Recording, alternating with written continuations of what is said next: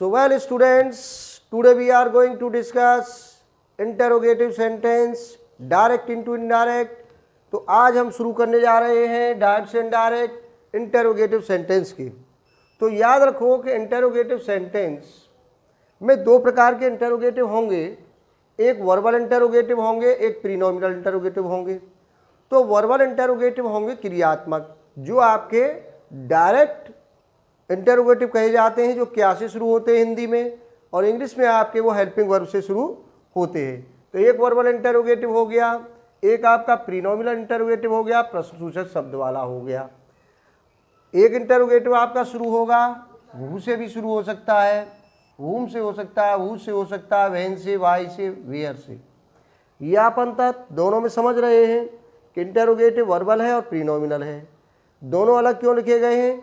क्योंकि दोनों के अलग अलग रूल्स हैं। थोड़ा सा अंतर है, ज़्यादा अंतर नहीं है, थोड़ा सा अंतर है। तो अब आइए इसके रूल पढ़ते हैं हम। तो सबसे पहले नोट करिए आप इसका,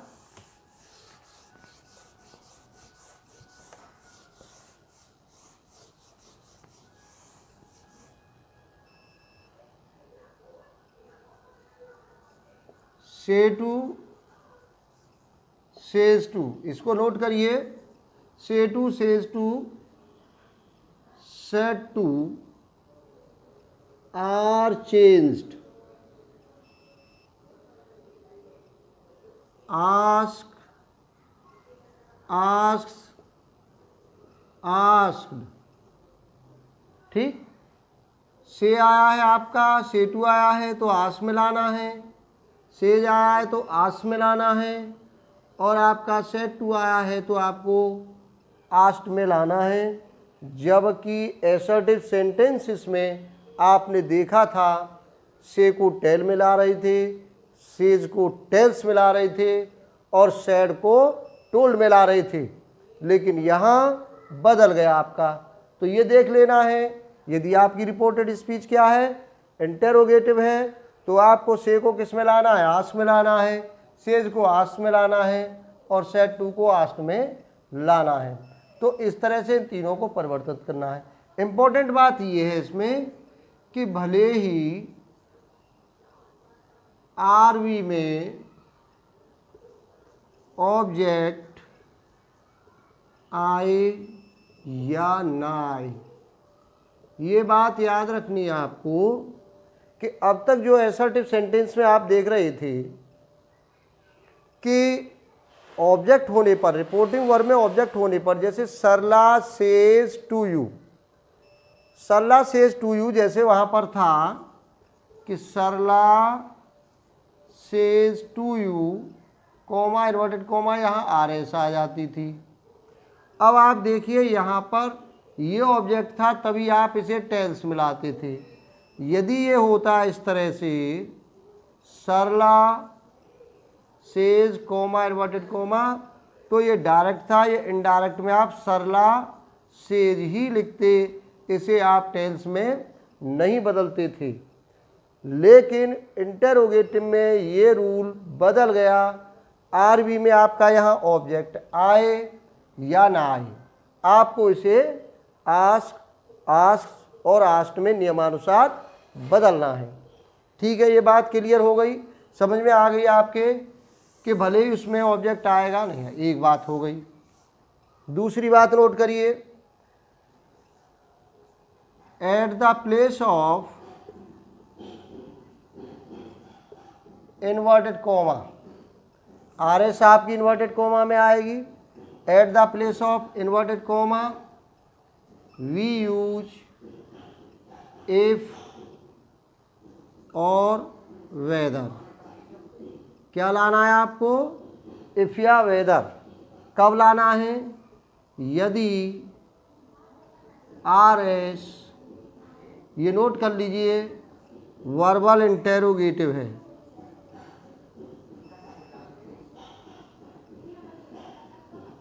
चाहे इसको यहाँ पर नोट कर लीजिए, ये वर्बल के नियम है, वर्बल इंटेरोगेटिव। तो वर्बल इंटेरोगेटिव में आपका से आस में आ जाएगा, सेज आस में आ गया, ये आस्ट में आ गया। एक बात हो गई। दूसरी बात आ गई, एसर्टिव में इन्वर्टेड कोमा के स्थान पर क्या ला रहे थे, एसर्टिव में दैट कंजक्शन ला रहे थे आर बी आर एस को जोड़ने को। लेकिन यहाँ पर वर्बल में क्या लाओगे आप, इफ लाओगे, या तो आप इफ ले आइए, चाहे इसको वेदर ले आइए, ये कंजक्शन वहाँ पर आएंगे यदि आर एस वर्बल है तो दोनों आर बी आर एस को जोड़ने के लिए। ठीक है, इन्वर्टेड कोमा हट जाएगा। तीसरी इंपॉर्टेंट बात रहेगी हमारी, आर एस को, रिपोर्टेड स्पीच को एसर्टिव बनाते हैं। ठीक है, रिपोर्टेड स्पीच को क्या बनाओगे आप, एसर्टिव बनाओगे। वहाँ पर इंटेरोगेटिव से एसर्टिव चली जाएगी। कैसे चली जाएगी, तो अभ्यास कर लीजिए, सबसे ज़्यादा इसका जरूरी है अभ्यास। तो तीन चीज़ अब आपको याद रहेंगी, say to, says to, said to को आस, आस आस्ट में आ गया, at the place of inverted comma if या वेदर लाओगे, और जो आर एस को क्या कर दोगे, एसर्टिव बना दोगे। सेंटेंस को एफर्मेटिव है या नेगेटिव है उस अवस्था में उसको रखोगे। तो अब आप इसके एग्जाम पे जब लोगे तो बात बिल्कुल क्लियर हो जाएगी, आपकी समझ में आ जाएगी। बाकी नियम वही फॉलो करोगे, प्रोनाउन उसी हिसाब से बदलोगे जो फॉर्मूला हमने दिया था। प्रोनाउन बदलने का फॉर्मूला 1/123 आपने पढ़ा था। टेंस परिवर्तन का फॉर्मूला कॉमनली वही चलेगा जो एसर्टिव में टेंस चेंज का फॉर्मूला था कि प्रेजेंट की चारों कांड्स पास्ट में जा रही थी, पास्ट की पहली दोनों, पास्ट की पिछली दोनों में जा रही थी, और फ्यूचर में will, would, shall, should, can, could, may, might आप कर रहे थे। ऐसे ही प्रोनाउन में आप ये बदल रहे थे कि यदि आर एस का जो सब्जेक्ट है आपका वो यदि फर्स्ट पर्सन प्रोनाउन है तो उसमें जो चेंजिंग आप लाते थे वो आर बी के सब्जेक्ट के नंबर, पर्सन, जेंडर के अनुसार लाते थे। आर एस का सब्जेक्ट सेकंड पर्सन होता था, यू होता था, तो उसमें परिवर्तन आर बी के ऑब्जेक्ट के नंबर, पर्सन, जेंडर के अनुसार लाते थे। और यदि आपका आर एस का subject third person he, she, it, they होता था तो उसमें कोई परिवर्तन नहीं करते थे इनडायरेक्ट में जब आप उसे लाते थे। ठीक वही नियम यहाँ फॉलो होंगे, उसी हिसाब से आप प्रोनाउन चेंज करोगे, उसी हिसाब से आप टेंस चेंज करोगे। बस अंतर आएगा किसमें, रिपोर्टिंग वर्ब में से को आस्क में ला रहे हैं, यहाँ वहाँ टेल में लाते थे, यहाँ पर आप इफ़ या वेदर ला रहे हो, वहाँ पर दैट आता था दोनों क्लॉज को जोड़ने के लिए, और वहाँ सेंटेंस एसर्टिव होता था जो कि तो दैट के बाद आता था, लेकिन यह इंटेरोगेटिव होगा, आप उसे एसर्टिव बना करके लाओगे। कैसे एग्जाम्पल लेते हैं, जैसे मान लीजिए डायरेक्ट को दिया आपको कि Sarla said to Hari, are you playing a match, interrogative mark हो गया। समझ में आ रही है बात कि Sarla said to Hari, are you playing a match, ये इंटरोगेटिव है, रिपोर्टेड स्पीच आपकी बिल्कुल है। अब आ जाइए इनडायरेक्ट में, तो आप क्या करोगे, सरला सेड टू आया है तो क्या लाओगे, आस्क्ड हरी, क्या आएगा इसके स्थान पर इन्वर्ट कोमा, इफ या वेदर लाना है कोई सा भी, चाहे वेदर ले आइए, कोई सा भी ले आइए। तो यहाँ आप ले आए इफ ले आइए आप, हरी इफ। हम कह रहे हैं कि ये आपको रिपोर्टेड स्पीच जो आई है ये आपको एसर्टिव बनानी है। अब एसर्टिव से मतलब क्या होता है, एसर्टिव से मतलब है कि आपको सबसे पहले सब्जेक्ट लाना है। एसर्टिव सेंटेंस में सबसे पहले क्या आएगा, सब्जेक्ट, चाहे वो एफर्मेटिव और चाहे वो नेगेटिव है। तो सबसे पहले आप क्या लाओगे, सब्जेक्ट। सब्जेक्ट है आपका यू यहाँ पर, ठीक है जी। ये कौन सा पर्सन है, second person, second person pronoun है। अब सेकंड पर्सन प्रोनाउन किसके पास जाएगा, आरबी के ऑब्जेक्ट की, ये आरबी है आपकी और ये आरबी का ऑब्जेक्ट है। अब इसके अनुसार यू को लाओगे, यहाँ हरी है तो क्या करोगे, ही, यहाँ सरला होता तो सी, यहाँ स्टूडेंट्स होता प्लूरल, स्टूडेंट्स होता तो दे, यहाँ मी लिखा होता मी तो आई, अस होता तो वी, क्योंकि इसके नंबर, पर्सन, जेंडर के अनुसार ही लाते। अब टेंस परिवर्तन भी वही रहेगा, प्रेजेंट कंटिन्यूअस है आपको दिखाई दे रहा है, किस में ले जाओगे बोलो, पास्ट कंटिन्यूअस में। तो पास्ट कंटिन्यूअस में हेल्पिंग वर्ब क्या आएगी, वॉज आएगी। वर नहीं करनी है कि यहाँ तो यू आ रहा था, इसके अनुसार आर थी, लेकिन अब आपका सब्जेक्ट ही हो गया तो आप यहाँ क्या लाओगे, वॉज लाओगे। Was playing a match. बात क्लियर हो गई। और एग्जाम्पल ले लीजिए डायरेक्ट का। राहुल, बिना ऑब्जेक्ट का लेते हैं दूसरा, राहुल सैड। अब हमने इसमें ऑब्जेक्ट नहीं लिया है, ठीक है।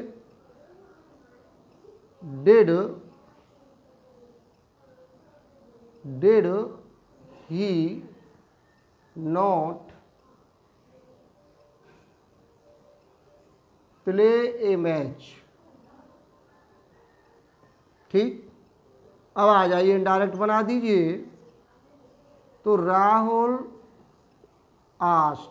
अब देख लीजिए, अब आपका आरबी में ऑब्जेक्ट नहीं आया, फिर भी हम चेंज कर रहे हैं, आस्ट में ला रहे हैं, ठीक है। ये आपको लाना पड़ेगा। इफ या वेदर ले आए आप, इन्वर्टेड कोमा आपका हट गया ये। अब आपको सबसे पहले क्या लाना है, सब्जेक्ट को लाना है, एसर्टिव बनाना है इसको, आर एस को। तो ये किस पर्सन का है, ही किस पर्सन में आता है, याद कर लीजिए। फर्स्ट पर्सन में आई भी है, सेकंड में यू है, थर्ड में ही सी इट दे है, और third person pronoun no change है। तो आपका क्या आ जाएगा, यहाँ पर ही आ गया। डिड को किस में लाते हैं, हेड में। पास्ट इंडेफिनिट है, किस में जाता है, पास्ट इंडेफिनिट। याद कर लो, पास्ट परफेक्ट में, और पास्ट परफेक्ट में हेल्पिंग वर्ब हो गई हैड। नॉट, और वर्ब की थर्ड फॉर्म आएगी यहाँ हेड के साथ, प्लेड ए मैच। ठीक। और ले एग्जाम्पल, जैसे मान लीजिए यहाँ लिख दिया उसने रोहित, ठीक है जी, will you not eat the food today, said the boy। ठीक है, इस तरह से सेंटेंस, ये कुछ अलग तरह से लिया है ना। अब इसको देखिए सेंटेंस को, कि यहाँ पर हमने कई जगह इसको परिवर्तित कर दिया है। क्या परिवर्तित कर दिया है, कि देखिए यहाँ तो रोहित ही लिखा है, या फिर ये आपकी डबल इन्वर्टेड कोमा में ये क्लोज हो गई है, ये आपकी रिपोर्टेड स्पीच है।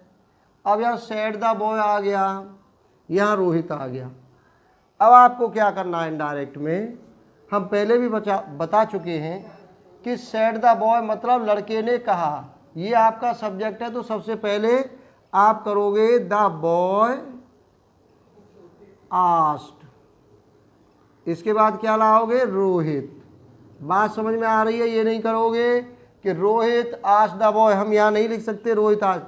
सैड जिस नाउन प्रोनाउन के साथ अटैच होकर आया है वो उसी के साथ रहेगा, और वो आपका सब्जेक्ट होगा। ठीक, ये आपका ऑब्जेक्ट होगा जो सैड से अलग आएगा। ये बहुत गलतियाँ आप करते हो, इसका ध्यान रखना। अब यहाँ रोहित आ गया, ठीक है, ये अब सेकंड पर्सन आ गया यू, ये किसके अनुसार बदलेगा, इसके अनुसार, रोहित के अनुसार। तो अब आप लगा दीजिए क्या आएगा, आपका इन्वर्टेड कोमा के स्थान पर इफ आ गया, तो रोहित के अनुसार ही हो गया। मी होता यहाँ पर, तो यहाँ हम क्या लिखते, आई, क्योंकि मी फर्स्ट पर्सन होता और फिर उसका आई हो जाता। तो ही हेल्पिंग वर्ब आपकी क्या है, विल, तो विल का क्या हो गया, वोड। नेगेटिव है तो नोट आ गया। ईट द फूड, टुडे का क्या कर दोगे आप, दैट डे कर दोगे। ठीक है। और ले एग्जाम्पल, जैसे Madan said to me, pronoun बदल लेते हैं, were you reading a novel, बनाइए इनडायरेक्ट में।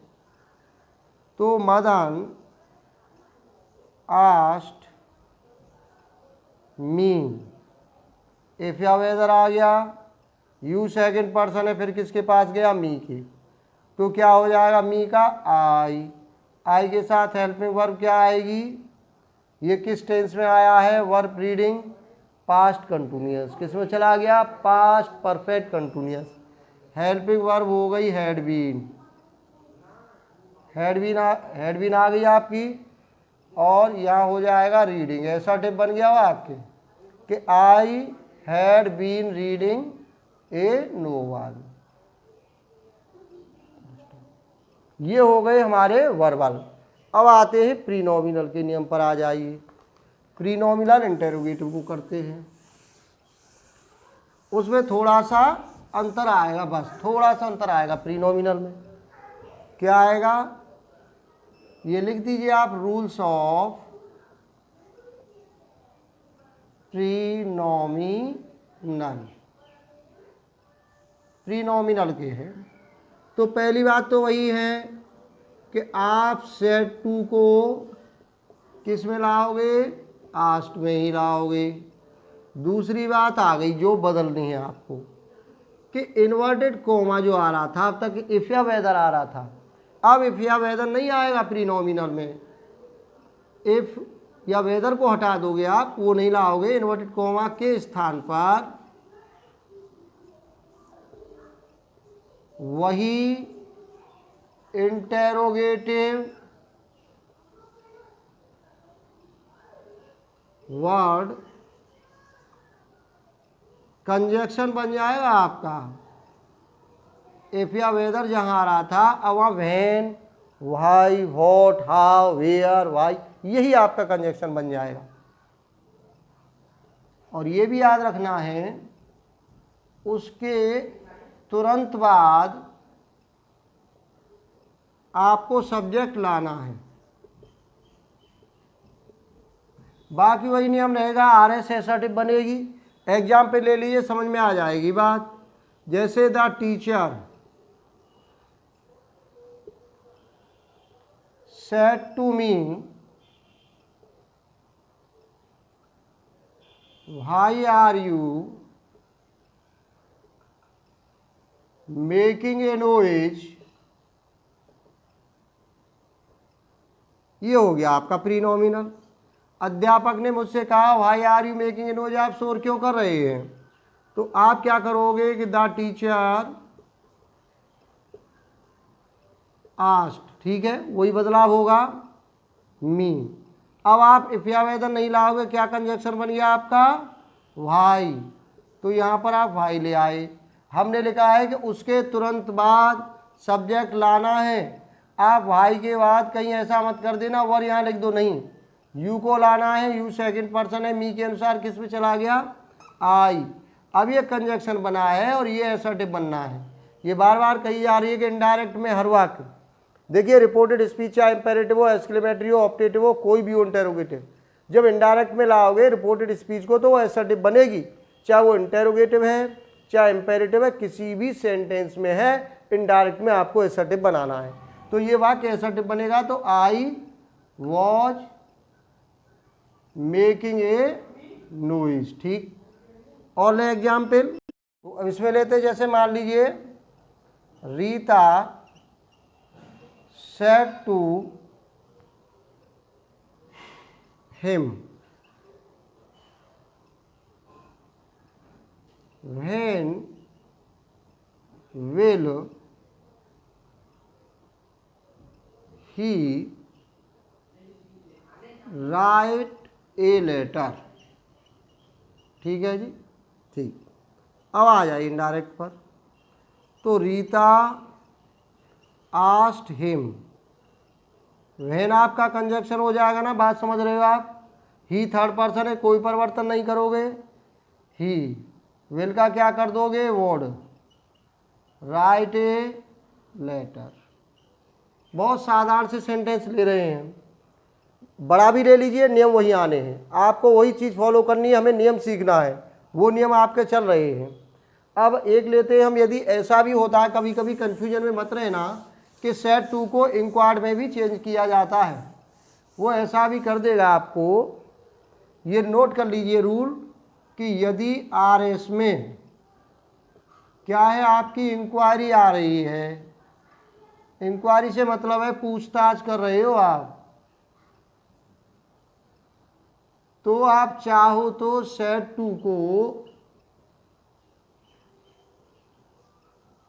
इंक्वायर्ड में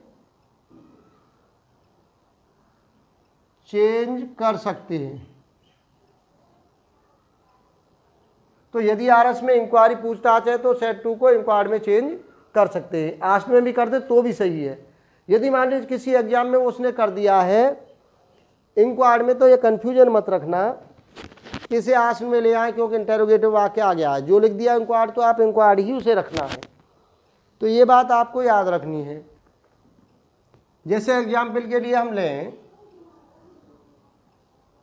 you said to the bus driver when will the bus move to Jattari?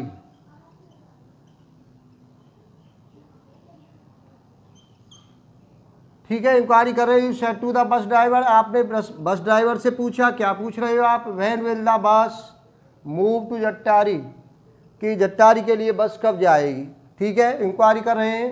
आप लाना चाहो आस्ट में ले आओ, सही है, लेकिन आप इसे इंक्वायर्ड में भी बदल सकते हो, इंक्वायर्ड, और इसके बाद ऑफ ही लाना है। यदि मान लीजिए ये ऑब्जेक्ट आया है, केवल इतना होता सेंटेंस यू सेड, तो फिर आप केवल इंक्वायर्ड लाते, ऑफ नहीं आता, यू इंक्वायर्ड और व्हेन कंजक्शन आ जाता। ठीक, ये बात भी ध्यान रखना। अब यहाँ ये है तो इंक्वायर्ड के बाद ऑफ प्रीपोजिशन आता, मैं यहाँ लिख दूँ कि इंक्वायर्ड के बाद ऑफ प्रीपोजिशन आता है यदि आरवी में क्या है, ऑब्जेक्ट है, नहीं है तो इंक्वायर्ड ही आएगा, केवल इंक्वायर्ड आएगा, उसके साथ ऑफ नहीं लाओगे आप। तो you inquired of the bus bus driver, conjunction क्या हो गया, वैन हो गया। द बस आपका सब्जेक्ट है, ले आइए यहाँ पर एसर्टिव बनाओ। विल का आपने कर दिया वर्ड, फिर क्या कर दोगे, मूव टू जट्टारी। बात समझ में आ गई? और ले लीजिए और एग्जाम्पल।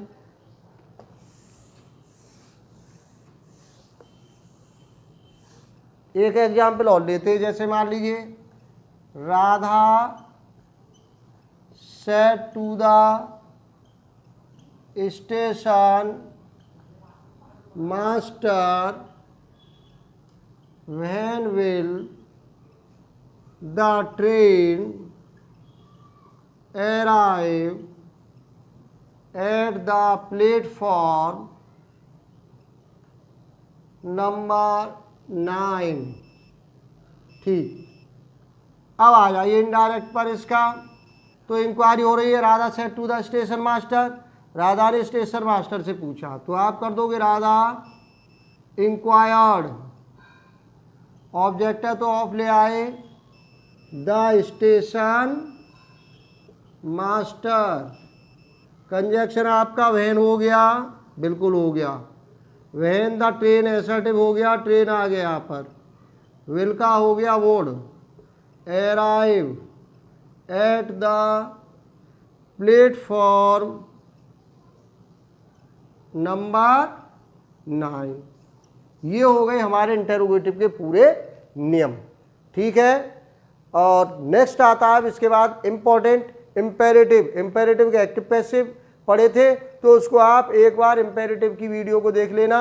उसमें आपको इम्पेरेटिव के 2 प्रकार के सेंटेंस, लेट और विदाउट लेट के पढ़ाए थे। दोनों के अलग अलग नियम अब डायरेक्ट से इनडायरेक्ट में आएंगे, इसलिए उसे पढ़ लेना नेक्स्ट वीडियो, जिससे आपकी समझ में आ जाए। तो स्टूडेंट पढ़िए, खुश रहिए। Thanks a lot.